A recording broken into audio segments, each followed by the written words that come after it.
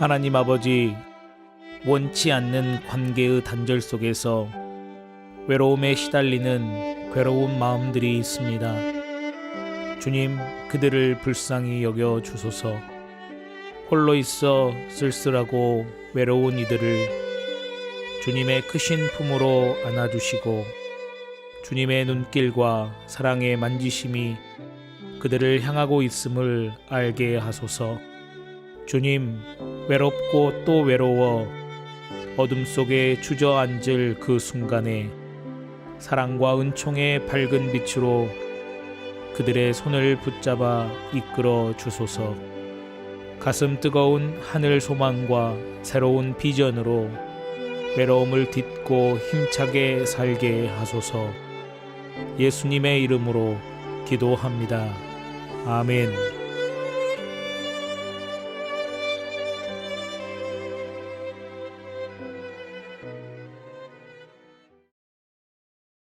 다 함께 찬송가 204장 함께 찬송하시겠습니다.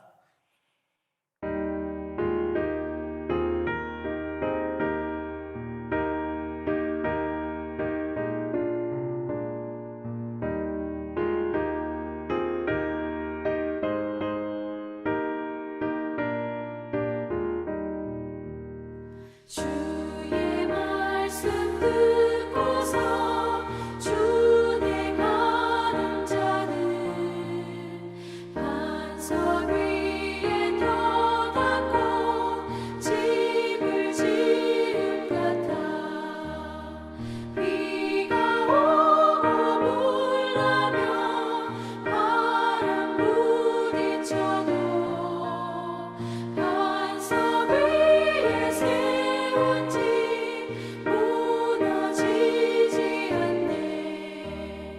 잘 짓고 잘 지세 우리 집 잘 지세.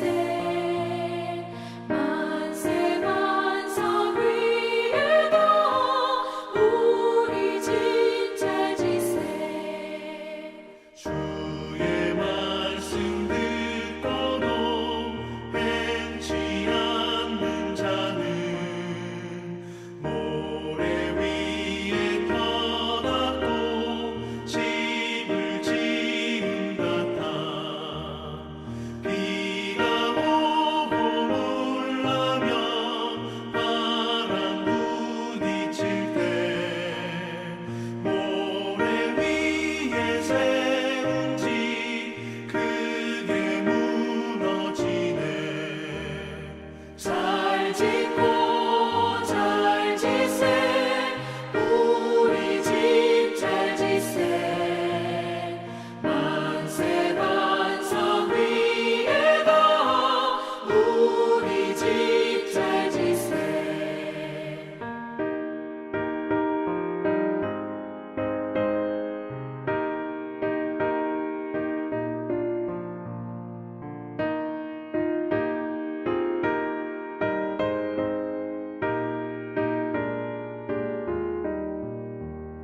세상 모든 사람들 집을 짓는 자니 반석 위가 아니면 모래 위에 짓네. 우리 구주 오셔서 지은 상을 줄때 세운 공로 따라서 영명삼벌 주리. 잘 짓고 잘 지세 우리 집 잘 지세. 만세 반석 위에도 우리 집 잘 지세.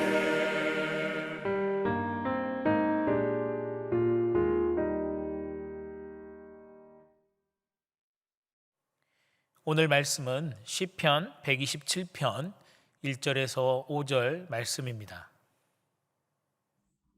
시편 127편. 여호와께서 집을 세우지 아니하시면 세우는 자의 수고가 헛되며 여호와께서 성을 지키지 아니하시면 파수꾼의 깨어있음이 헛되도다. 너희가 일찍 일어나고 늦게 누우며 수고의 떡을 먹음이 헛되도다. 그러므로 여호와께서 그의 사랑하시는 자에게는 잠을 주시는도다. 보라, 자식들은 여호와의 기업이요 태의 열매는 그의 상급이로다. 젊은 자의 자식은 장사의 수중의 화살 같으니 이것이 그의 화살통에 가득한 자는 복되도다. 그들이 성문에서 그들의 원수와 담판할 때에 수치를 당하지 아니하리로다.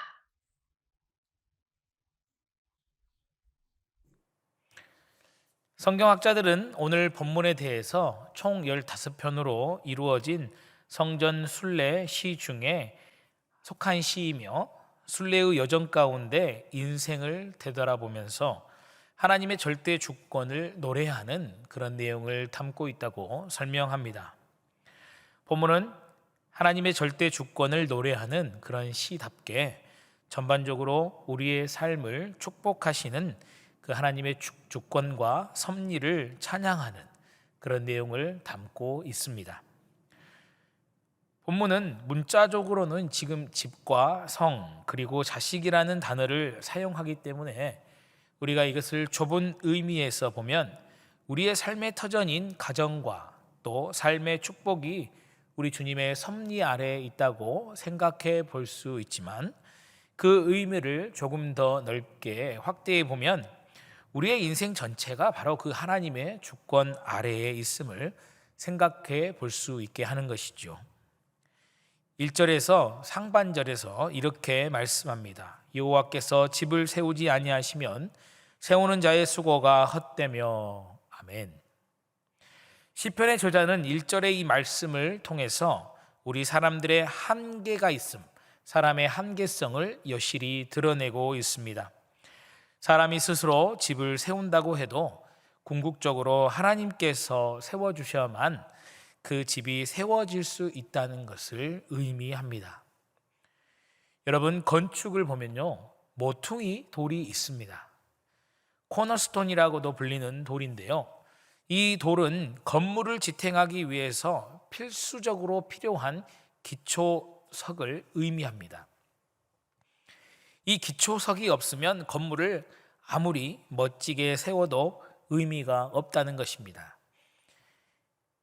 건축물의 안전과 보호를 위해서는 아주 중요하게 이 기초석을 여기는데요, 이 기초석을 바로 모퉁이 돌이라고도 합니다. 그런데 성경에서 이 모퉁이 돌에 대해서 기록한 구절이 있습니다. 베드로전서 2장 6절입니다. 성경에 기록되었으되 보라, 내가 택한 보배로운 모퉁이 돌을 시온에 두노니 그를 믿는 자는 부끄러움을 당하지 아니하리라 하였으니. 아멘. 이사야 선지자가 선포한 말씀인데요, 바로 예수 그리스도를 두고 선포한 말씀입니다. 그렇습니다. 모든 건축물에서 가장 중요한 역할을 담당하는 모퉁이 돌처럼 예수 그리스도가 우리가 세워가는 이 가정과 인생 가운데 중요한 기초가 되신다는 것입니다. 예수 그리스도 위에 세우지 않는 모든 인생은 아무런 의미가 없다는 것을 우리에게 가르쳐 주시는 말씀입니다. 바라기는 우리 모든 성도님들이 우리 인생의 기초가 되시고 우리 삶의 모든 안전을 책임져 주시는 바로 예수 그리스도, 우리 예수님을 의지하며 살아가시기를 축복합니다. 여러분, 물론 기초석을 튼튼히 잘 놓아도 건물을 낡게 하거나 무너뜨리게 하는 그런 여러 가지 외부적인 요인들은 항상 있을 것입니다. 제가 며칠 전에 영상을 하나 본 적이 있는데 이 일본에 지진이 있었던 영상입니다. 그런데 지진이 발생하니까 건물이 정말 춤을 추듯이 움직이면서 흔들리는 그런 영상이었습니다. 이렇게 건물을 무너뜨릴 수 있는 요인들은 또 지진과 같은, 또 날씨, 세월로 인한 부식 등 이 여러 가지가 있을 것인데요, 또 이런 것들이 복잡 다양하게 생기면서 집이나 건물들을 무너뜨리려고 합니다. 그러나 그런 요인들에도 불구하고 이 기초석이 튼튼하면 무너지지 않는 것처럼 우리 삶의 기초가 되시고 또 모퉁이 돌이 되시는 바로 주님 위에 우리의 인생을 세워간다면 우리의 인생은 무너지지 않을 줄 믿습니다. 시편의 저자는 1절 하반절에서 계속해서 이 인간의 한계성을 이야기합니다. 1절 하반절입니다. 여호와께서 성을 지키지 아니하시면 파수꾼의 깨어있음이 헛되도다. 아멘. 여러분, 사람이 아무리 망대에서 망을 본다고 해도 모든 적을 다 발견할 수 있는 것은 아닙니다. 우리 하나님께서 지켜주셔야만 우리의 안전이 담보되는 것이지요. 세상에 일어나는 모든 전쟁은 파수꾼을 제대로 세우지 않아서 일어난 것도 아닙니다. 또한 파수꾼을 잘 세워놓았다고 해서 전쟁이 일어나지 않는 것도 아닙니다. 파수꾼은 그야말로 인간으로서 할 수 있는 최선의 선택이고 노력이지만 우리의 안위를 보장해주는 최고의 또 최후의 보루는 아닙니다. 오직 여호와 하나님만이 우리의 안위를 보장해 주시는 우리의 최후의 보루가 되시는 것입니다. 그래서 시편 62편 6절 7절에서 이렇게 이야기합니다. 오직 그만이 나의 반석이시오 나의 구원이시오 나의 요새이시니 내가 흔들리지 아니하리로다. 나의 구원과 영광이 하나님께 있으며 내 힘의 반석과 피난처도 하나님께 있도다. 아멘. 생사의 위험에 처했을 때 오직 여호와 하나님만이 피할 피난처가 되심을 고백하는 다윗의 믿음의 고백입니다. 여러분, 하나님이 우리의 피난처가 되시며 우리의 피할 바위가 되시는 것은 그곳에 있을 때 아무런 폭풍우가 없이 안전해서가 아닙니다. 다윗은 늘 하나님을 의지하고 그분이 자신의 삶의 구원자가 되심을 고백하며 살아왔습니다. 그러나 그의 삶이 평탄했습니까?